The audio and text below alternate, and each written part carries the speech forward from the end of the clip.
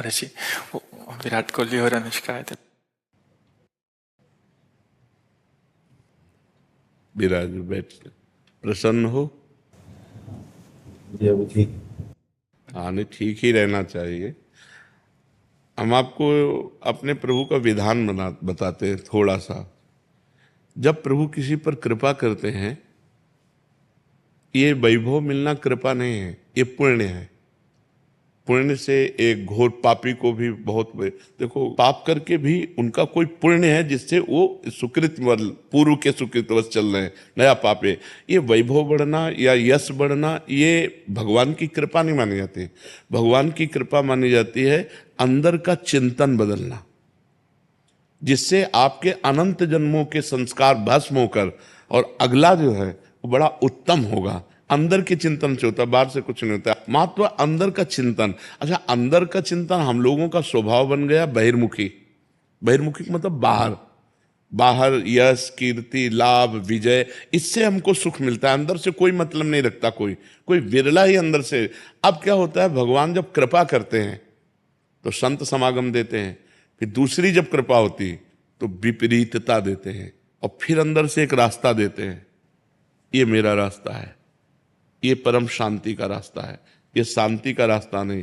भगवान वो रास्ता देते हैं और जीव को अपने पास बुला लेते हैं।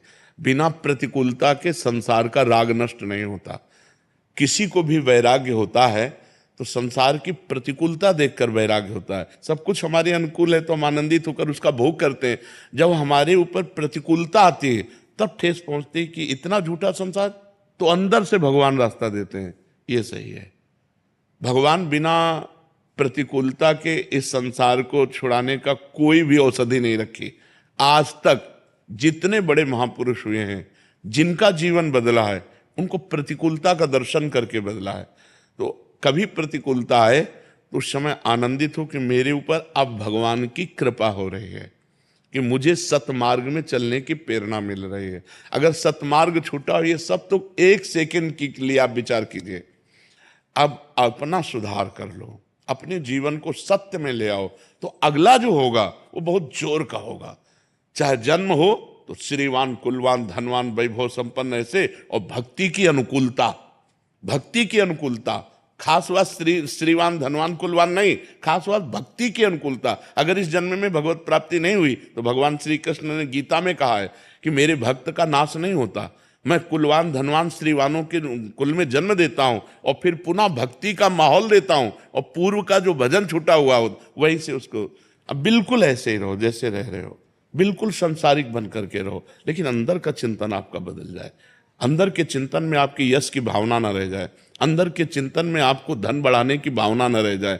अंदर का चिंतन हो जाए, प्रभु बहुत जन्म व्यतीत हो गए, अब एक बार आपसे मिलना चाहती हूँ, एक बार आपसे मिलना चाहते हैं प्रभु, मुझे आप चाहिए, अब संसार नहीं। तो बात बन जाएगी, तो बात बन जाएगी। तो इसलिए आनंद पूर्वक भगवान का नाम जप करो, बिल्कुल चिंता मत करो।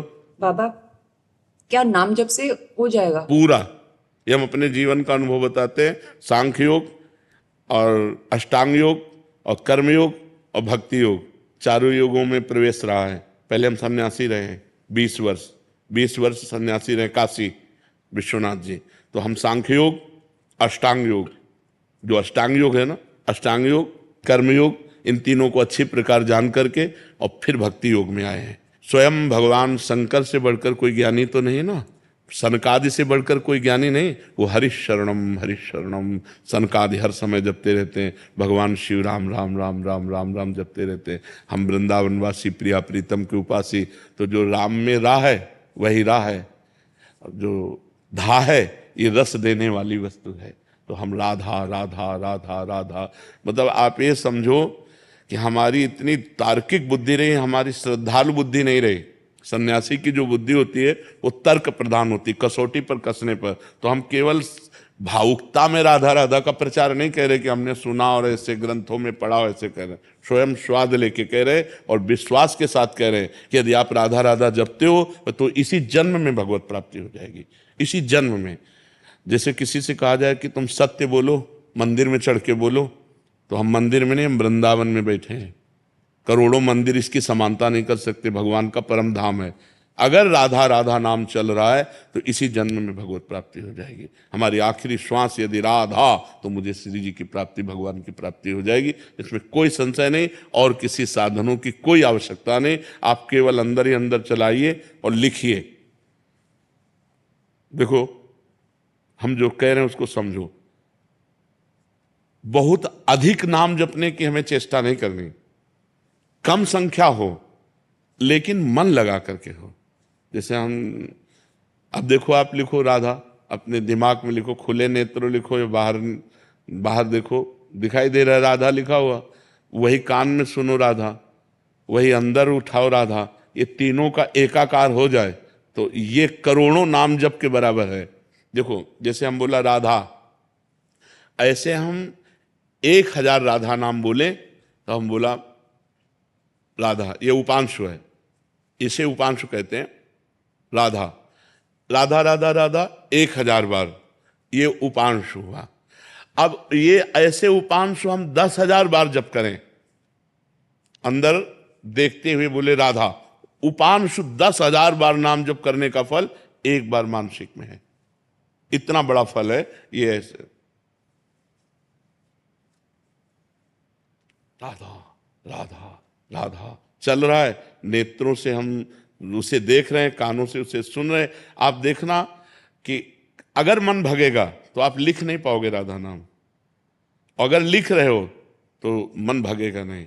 तो चाहे 10 बार लिखो, 100 बार लिखो, लेकिन एक अभ्यास बनाओ ऐसा कि कुछ समय शांति से स्नान आदि करके बैठ गए और राधा राधा लिख रहे हैं, उसी का चिंतन कर रहे हैं। इसे अपना जीवन बना लो, फिर आप परिणाम में खुद देख लेना। कोई घाटे का सौदा तो है नहीं, ठीक है। ये सखी को दे दे, ठाकुर शिव जी की है।